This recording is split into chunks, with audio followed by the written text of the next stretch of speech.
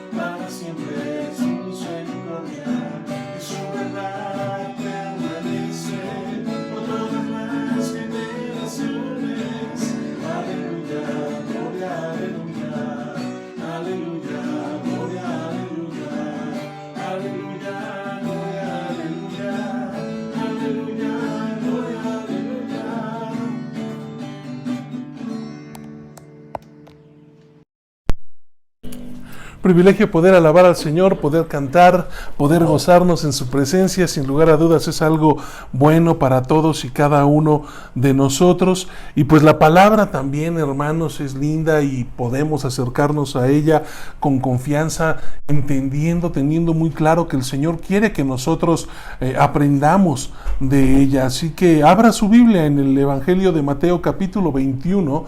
Vamos a continuar con esta lectura que hemos estado haciendo en este Evangelio.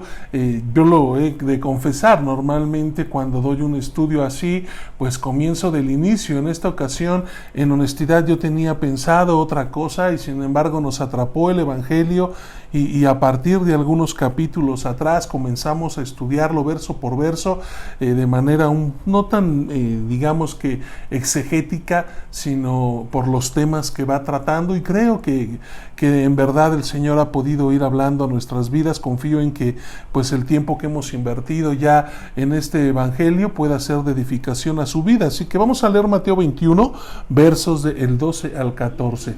Dice la Escritura: Jesús entró en el templo y comenzó a echar a todos los que compraban y vendían animales para el sacrificio.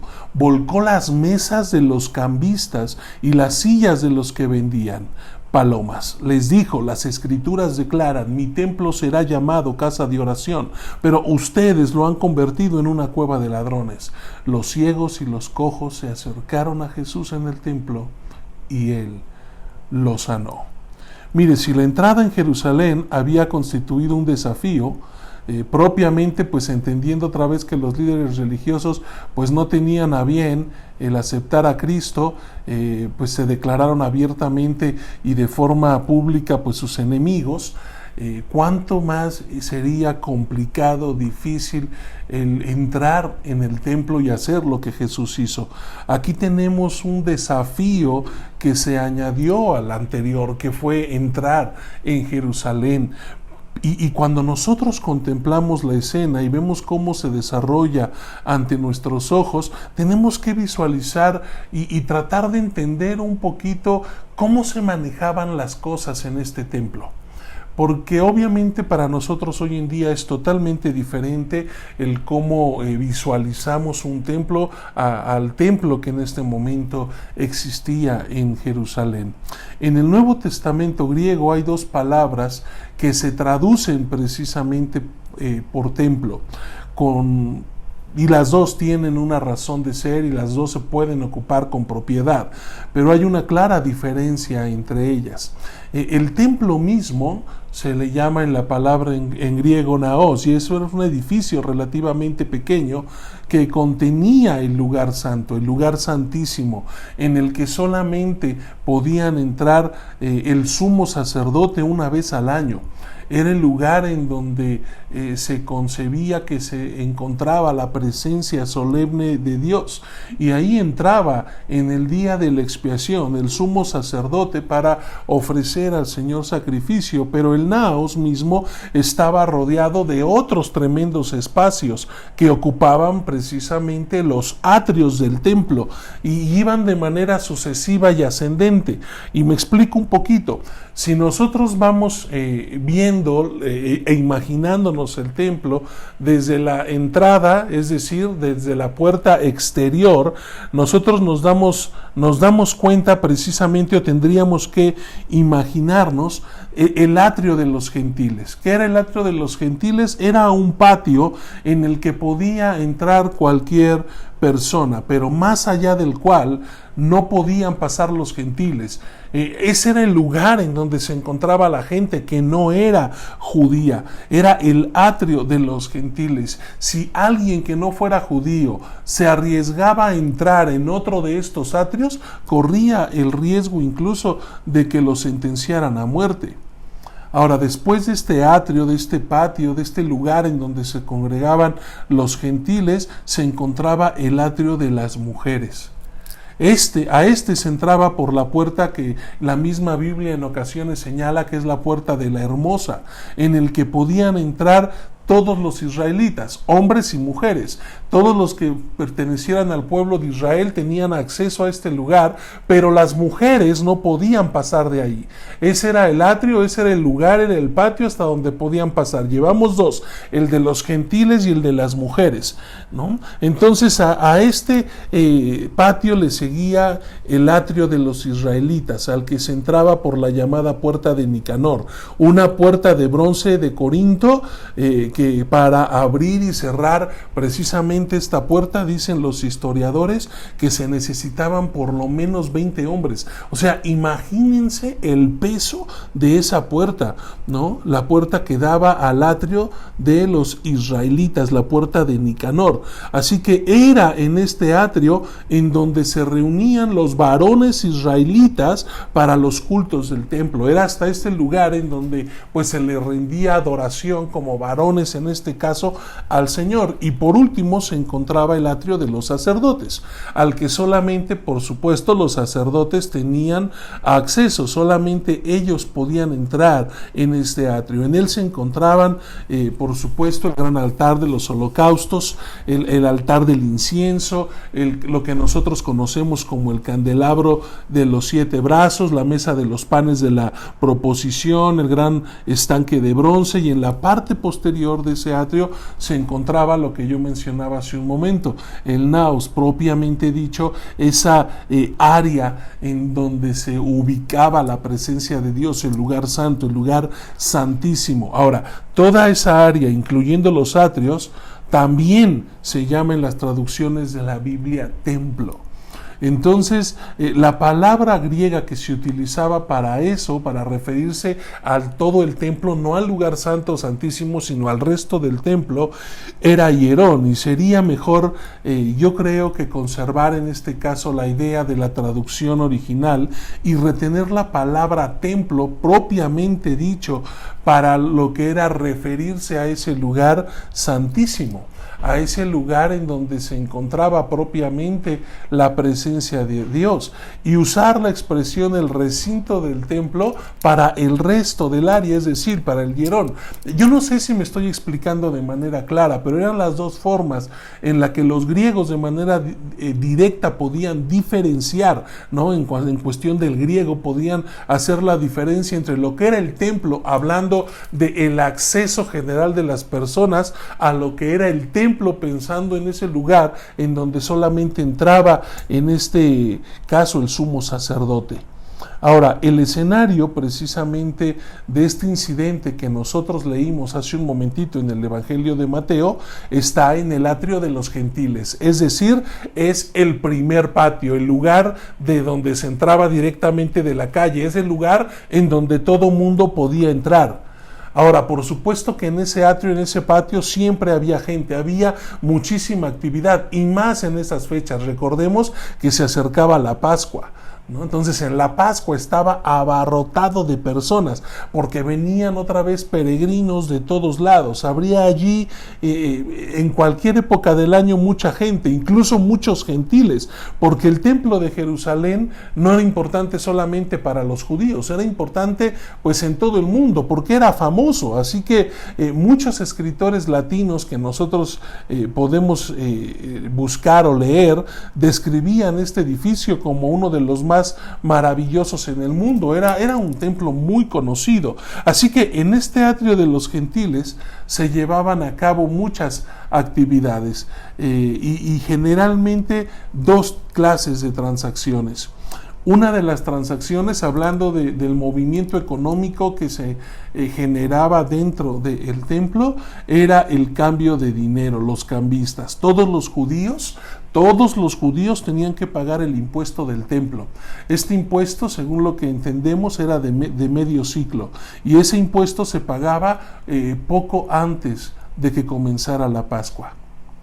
Un mes antes se instalaban puestos en todos los pueblos y aldeas en donde se podía pagar este impuesto, ese dinero, pero después de una cierta fecha solamente se podía pagar directamente en el templo. algo así como cuando alguien compra en preventa, ¿no? Y solamente con alguna tarjeta de crédito puede comprar en línea o en un lugar exclusivo, pero si se acerca la fecha, se acabó el asunto. Simplemente tienes que ir a pagar, en este caso, el impuesto directamente en el templo, como en los eventos en la actualidad, directamente en taquilla del lugar en donde se va a realizar el evento. Bueno, en aquel momento la gente que no había podido pagar este impuesto desde su lugar de origen, pues al llegar al templo tenía que pagarlo. Ahora, allí en este atrio, en el atrio de los gentiles, es donde se pagaría la gran mayoría de las personas este impuesto. La gente que venía de lejanas tierras pagaba ese impuesto justamente allí. Entonces, ese impuesto tenía que pagarse obviamente con la moneda en curso, aunque para los propósitos generales en Palestina, en realidad dice la historia que se usaban toda clase de monedas, pero no se podía pagar con cualquier moneda, no se podía pagar con lingotes de plata, sino en la moneda que se utilizaba en el momento. No se podía pagar en monedas o aleaciones inferiores o que estuvieran deformadas, sino solo en monedas de plata pura. Se podía pagar en los ciclos del santuario, en los medios ciclos galileos, y especialmente, dicen los que saben, en la moneda tiria, que era la de calidad reconocida por ellos. Así que por eso es que existían los cambistas. La función de los cambistas era como la de hoy en día en las casas de cambio, era cambiar la moneda que no era aceptada en el templo por monedas que sí lo eran. Así que esa era la función que ellos tenían. Ahora, el asunto con eso es que, pues de entrada nosotros tenemos que reconocer otra vez, no nos pongamos tan espiritualoides y digamos, no, pero es que el problema era que se manejaba dinero. No era un problema, pues si el mismo templo exigía el pago del impuesto, de alguna u otra forma se tenía que hacer. El hecho de que estuvieran los cambistas ahí era hasta algo, quiero pensarlo así, algo natural. Los peregrinos tenían que pagar ese impuesto. El asunto es que aunque esta actividad se tornara necesaria, era que aquí el problema al que nos enfrentamos es que estos cambistas eran demasiado tranzas, porque cargaban un impuesto, dicen aproximadamente del 5 al 10% por hacer el cambio. Y si la moneda era mayor, ¿no?, al valor que tenían que pagar del medio ciclo, entonces le cargaban otro porcentaje igual para poderles devolver el cambio. Es decir, muchos peregrinos tenían que pagar no solamente el impuesto que pues tenían, digamos que como obligación dejar en el templo, sino que además tenían que pagar la comisión a aquellos que les cobraban el impuesto, ¿no? Entonces esto a todas luces, pues a final de cuentas se convertía ya no en una cuestión de servicio, de ayuda, sino en un maneje de dinero, en una bola de tranzas, en donde la gente abusaba de los demás, ¿sí?, y sacaba provecho de la necesidad de las personas. Ahora, esta comisión, a este porcentaje se le llamaba colmón. No todo, escúcheme bien, se lo quedaban los cambistas. Una parte se consideraban ofrendas voluntarias, es decir, parte de eso se dedicaba al servicio público, ayudaba para mantener las carreteras en buen estado, se dedicaba a la compra pues de planchas de oro con la intención a veces de cubrir de manera completa pues las partes que hicieran falta en el templo, normalmente la techumbre propiamente dicho.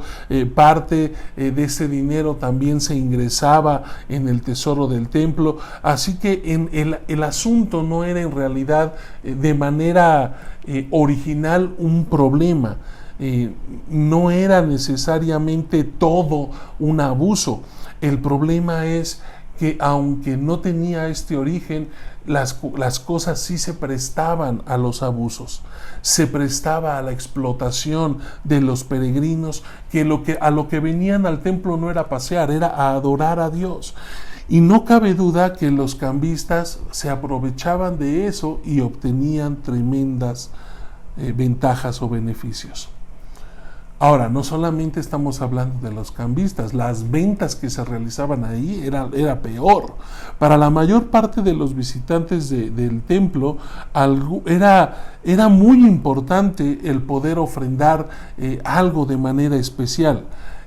Para muchos lo que pues hacían hasta por cuestiones económicas de precios eran pues ofrendar palomas. Las palomas se necesitaban, por ejemplo, cuando una mujer venía al templo a purificarse después de dar a luz a un hijo, o cuando un leproso venía a que se le diera certificado de que había sanado, requería dar una ofrenda de una paloma. Así que eran animales de alguna u otra forma muy comerciables. Era muy fácil el poder comprar estos animales fuera del templo. Y perdón de verdad, pero yo creo que esto se sigue dando hoy en día. Nosotros lo vemos en cuántas iglesias no, a veces al final, sobre todo en las más tradicionales iglesias, a veces en el interior de la República, pues las iglesias antes, sobre todo las iglesias católicas, que son las que más pues hay en nuestro país, ¿no?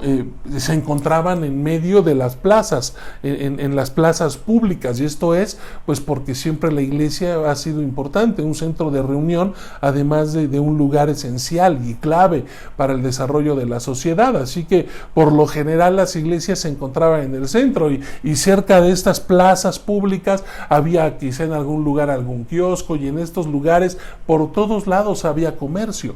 Bueno, en el templo de Jerusalén no era diferente. Había mucha gente que estaba vendiendo animales, por supuesto, allí fuera del templo. Así que esto no era algo nuevo. Yo creo que con esto en cierto sentido, por supuesto, el Señor no tenía problemas. Sabía que de esto se hacía de esa manera.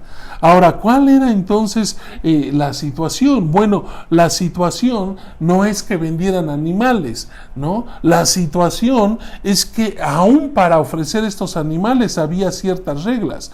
Una de estas reglas es que estos animales no tenían que tener defectos. Sin embargo, ¿no? En el templo, dicen los historiadores, había inspectores oficiales de los animales, ¿no? Y era precisamente de temer que por lo que fuera, ellos rechazaban a los animales comprados fuera del templo, es decir, obligaban a la gente a comprar animales dentro del templo, en este atrio de los gentiles, no a las personas que los vendían por fuera. Y el asunto es que dicen los que saben que esto pues siempre generaba prejuicio y perjuicio para la gente que venía precisamente a Jerusalén. ¿Por qué?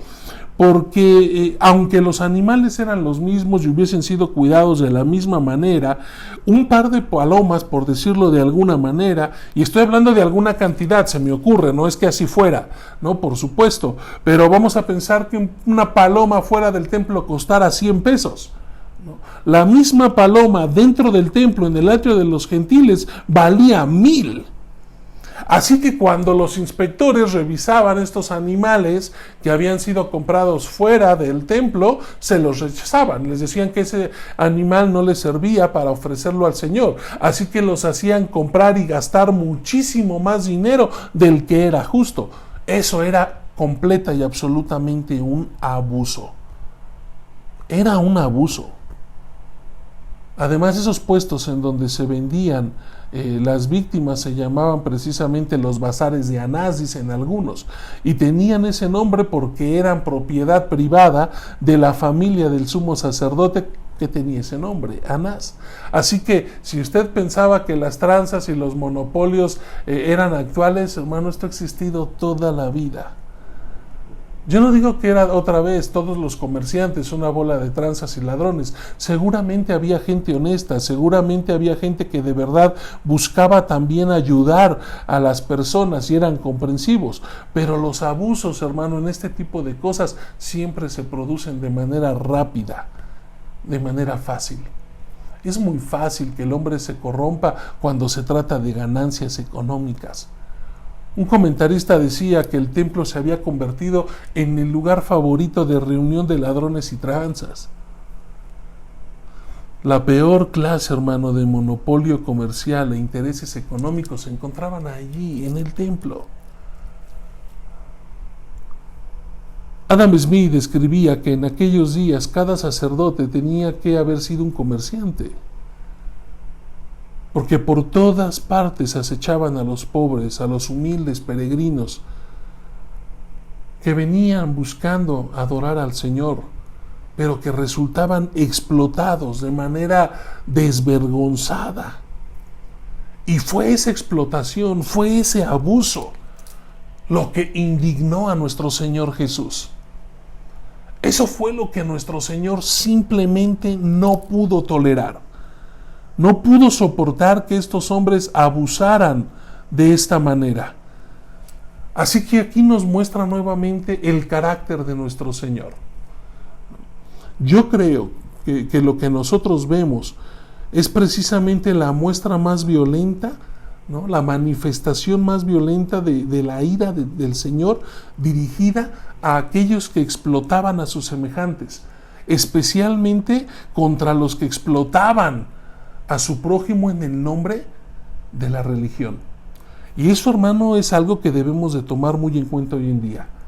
Fue Jeremías el que dijo: hay quienes convierten el templo en una cueva de ladrones. El Señor citó Jeremías 7:11, porque Jesús no podía soportar el ver cómo la gente sencilla era explotada, aquellos que venían de hacer un largo viaje, sacrificios para obedecer al Señor, todavía al llegar a Jerusalén eran explotados, eran robados, sufrían abusos.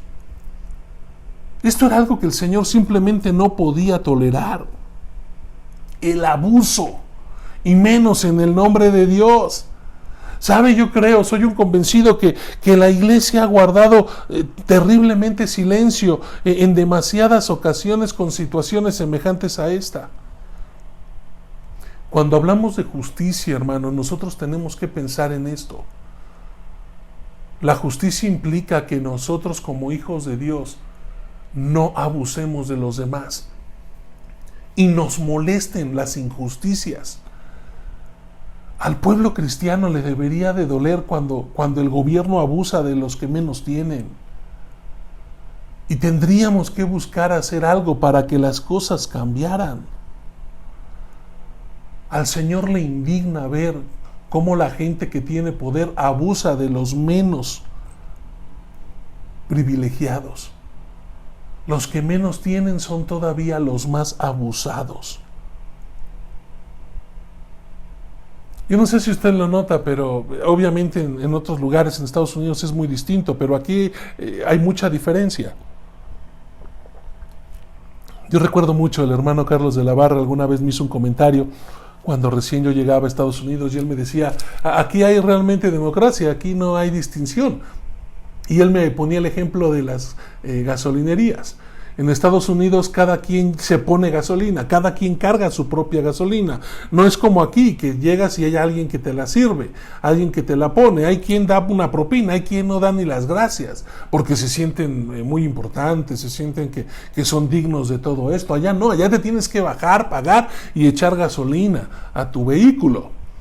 Pero el asunto que a mí me brinca, mi amado hermano, en todo esto, es como en México, por ejemplo, si usted va a una tienda comercial, a veces en aquellas zonas en donde hay mucho dinero, a mí me asombra cómo a veces allí les regalan el estacionamiento, no les cobran. Hay estacionamientos, hay plazas que no cobran un centavo. Pero en las áreas más amoladas, en donde vivimos pues la gran mayoría del pueblo mexicano, así vaya uno a cualquier tienda, a cualquier centro comercial, hay un costo por el estacionamiento. Cuando es algo que tuvieran que dar, es un servicio que tiene que brindar el establecimiento. El gobierno lo impone de esa forma. Si vas a abrir un restaurante, necesitas cierto espacio para estacionamiento. Esto es en todo.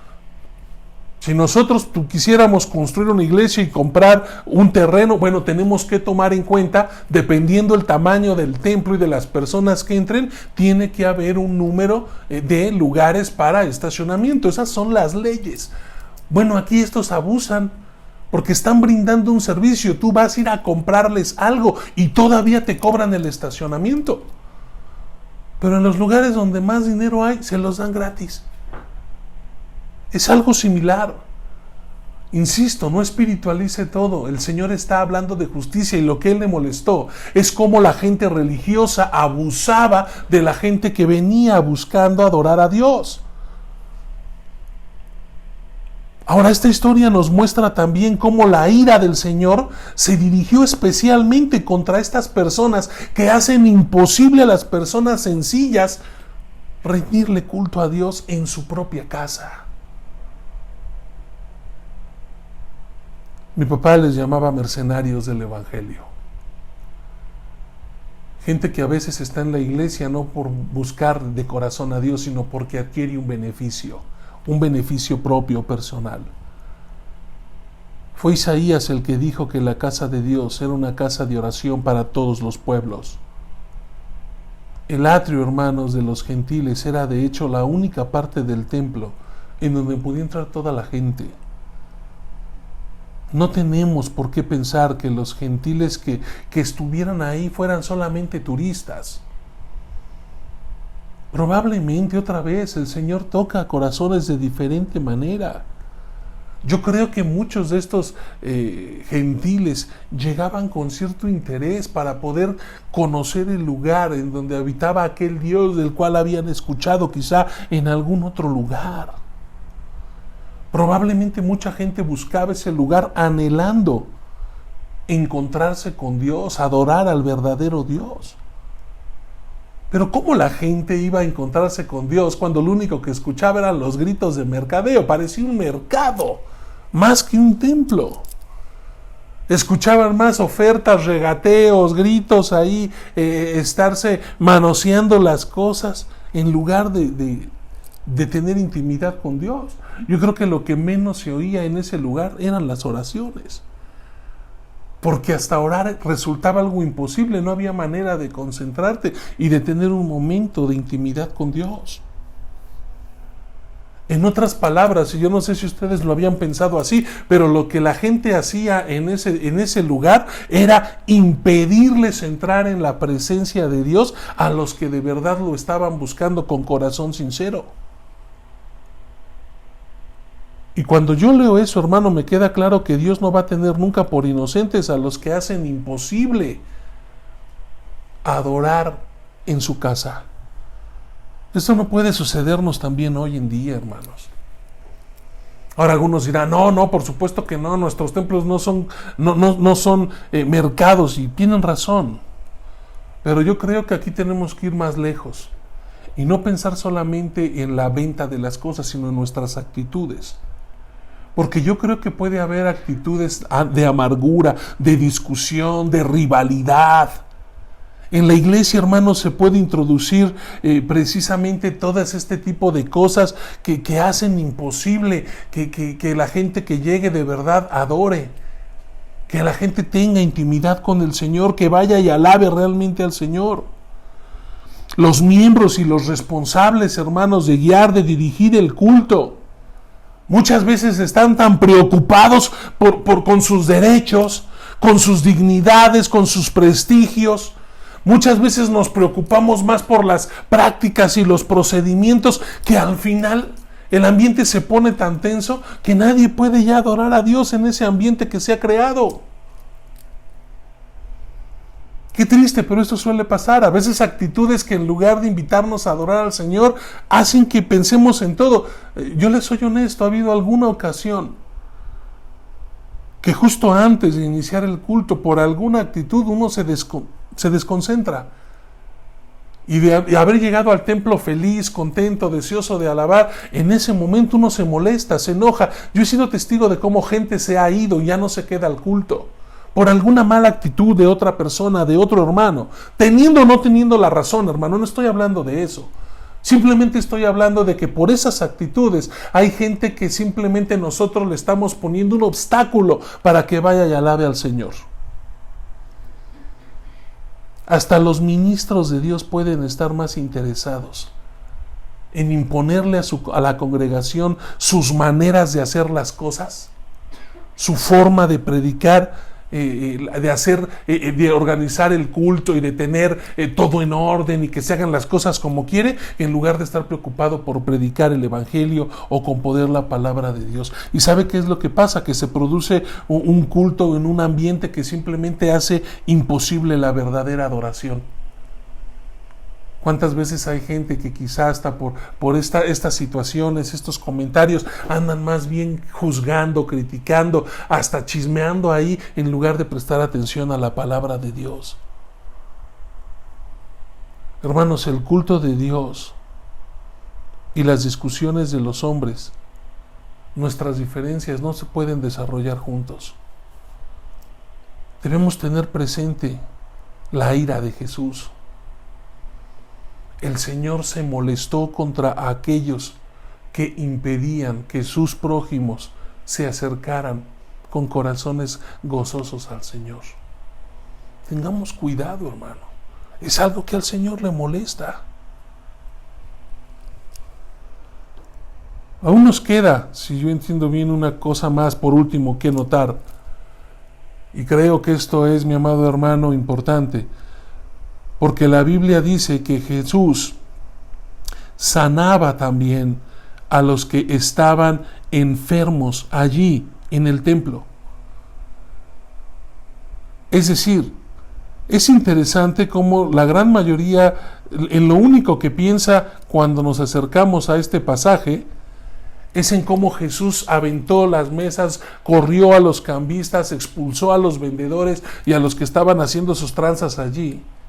Y nos olvidamos del último versículo, que nos dice que Jesús sanaba a los ciegos y a los cojos, ¿en dónde? En el atrio del templo. Es decir, Jesús no corrió a todo mundo. Estos hombres, los ciegos y los cojos, los enfermos, todavía estaban allí. Jesús no los echó del templo. Jesús no corrió a todo el mundo del templo. Solamente el Señor echó a los que tenían conciencias culpables, aquellos que entendieron que estaban haciendo las cosas mal, pero no les dijeron dos veces, huyeron ante la mirada airada de Jesús. Yo no sé cómo lo habrán visto, pero le tuvieron miedo, mejor se fueron seguramente. Pero los que necesitaban a Jesús, los que realmente fueron buscando a Dios, se quedaron. Y cuando yo leo esto, hermano, me queda muy claro que Jesús nunca despide a las personas necesitadas con las manos vacías. Ahora piensen esto, por favor, hermano. En este pasaje nosotros vemos la ira de Jesús, cómo Jesús se molestó. Pero la ira de Cristo nunca fue meramente negativa. Es decir, su ira no se quedó ahí en el ataque a lo que estaba mal. No fue una explosión de enojo que simplemente azotó y corrió a todo mundo y eso ahí un despapalle. No. Como hasta en esos momentos el Señor siempre buscaba ser de bendición, de edificación a los que estuvieran a su alrededor. Nunca se quedó en el ataque a lo que estaba mal. Siempre terminaba ayudando positivamente a los que tenían necesidad. Si yo entiendo bien, hermano, en una persona que realmente ama a Dios y que sirve al Señor buscando seguir el ejemplo de Jesús, si yo entiendo bien, la ira y el amor pueden ir de la mano. Pueden ir de la mano. Porque aquí vemos cómo Jesús se molestó, la ira se enfrentó con los que explotaban a los sencillos, con los que le cerraban el paso a los que buscaban honestamente a Dios. Pero al mismo tiempo el amor de Jesús recibía a los que tenían tremendas necesidades. Hermano, la fuerza destructiva de la ira debe ir siempre de la mano del poder sanador del amor. Yo a veces creo que hay mucha gente que entiende este acto como un acto meramente religioso. Pero la verdad es de que no fue así, fue una manifestación de amor. Y aquí hay una diferencia enorme. Miren, hay ocasiones que nosotros caemos en situaciones quizá de este tipo. En el lugar donde nosotros nos congregamos, quienes nos han acompañado alguna vez, pues lo saben, es un solo lugar, es una sola nave.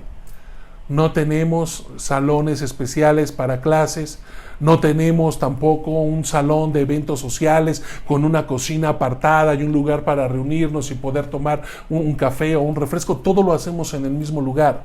Para muchos eso es algo malo. ¿Cómo en el santuario podemos hacer? Y ven a veces a un niño correr ahí, no, andes corriendo, y le gritan. ¿Qué más hacen los niños si no tenemos un lugar especial para ellos? Yo les aseguro que si tuviéramos un lugar en donde hubiese un jardín o un campo para que ellos jugaran, jugarían felices allá, no en el santuario. Pero no tenemos ese lugar. No tenemos otro lugar para salir a tomar un café. No tenemos otro lugar para quedarnos a platicar. Pero hay gente que a veces pareciera que todo eso le genera un problema. Y yo creo, mi hermano, que ahí caemos otra vez en ser religiosos. Jesús no cayó en eso. En realidad lo que él hizo, lo hizo como una manifestación de amor. No podemos perder de vista cómo Jesús siempre nos enseña, sí, sobre cómo nosotros tenemos que buscar la justicia, y nos tiene que causar un problema el hecho de que injusticias se realicen con otras personas. Pero esa ira siempre tenemos que canalizarla para que a final de cuentas sea manifestado el amor. De eso, mi amado hermano, es de lo que se trata.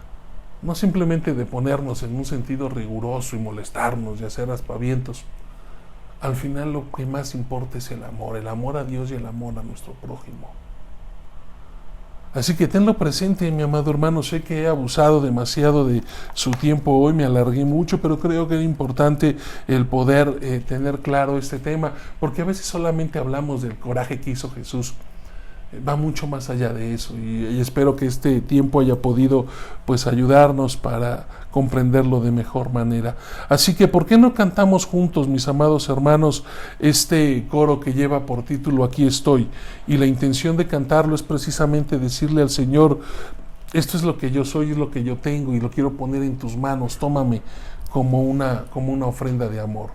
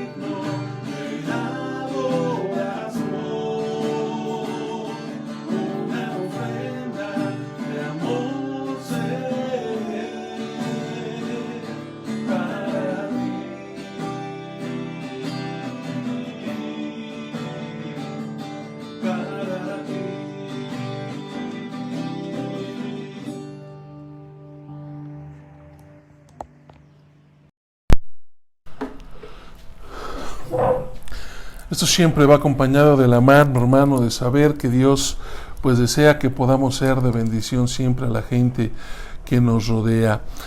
Quiero pues ser breve en esto y poder tener la oportunidad de saludarlos, simplemente pues mencionar también pues que continuemos orando, mis amados hermanos, por las necesidades pues que nosotros conocemos. El día de ayer nos compartía mi hermana Connie que pues oráramos por su sobrina, por Paulina Naranjo. Habíamos estado orando por Pau y por su embarazo.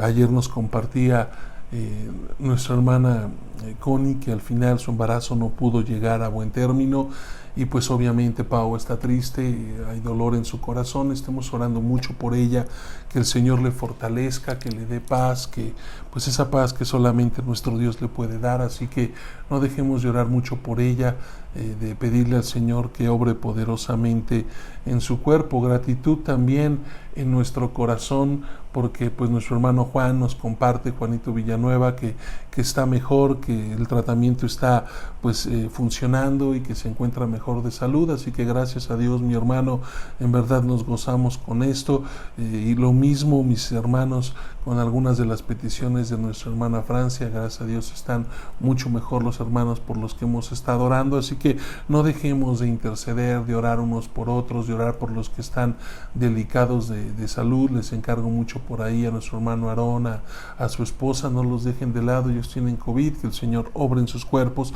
así como pues en todas las peticiones que hemos tenido presentes. Y pues déjenme rápidamente para pues poder concluir con este espacio, reconocer a quienes nos acompañan y pues darles las gracias a quienes escriben un mensaje o nos dejan algún comentario, un saludo. Así que gracias, hermana Lilia, por estar presente. Mi hermana Susi Castillo también nos comparte pues que gracias a Dios también ya su familia fue dada de alta, su papá, sus hermanos ya fueron de alta, dados de alta todos. Así que gracias a Dios.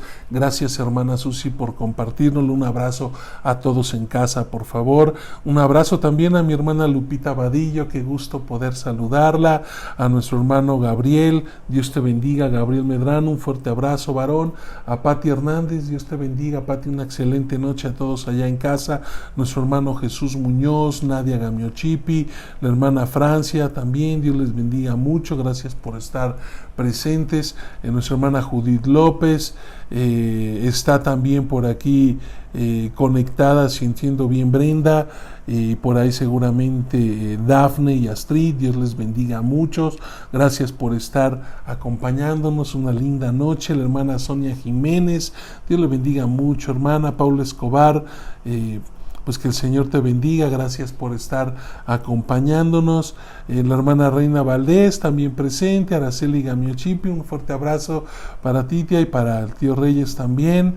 Un abrazo a nuestro hermano Juan Villanueva, nuestra hermana Connie, por allí mi madre también presente. Nuestra hermana Ángela de Sul, Luis Carlos López, Dios te bendiga, varón. Saludo por favor por allá a tu mami, a tus hermanos.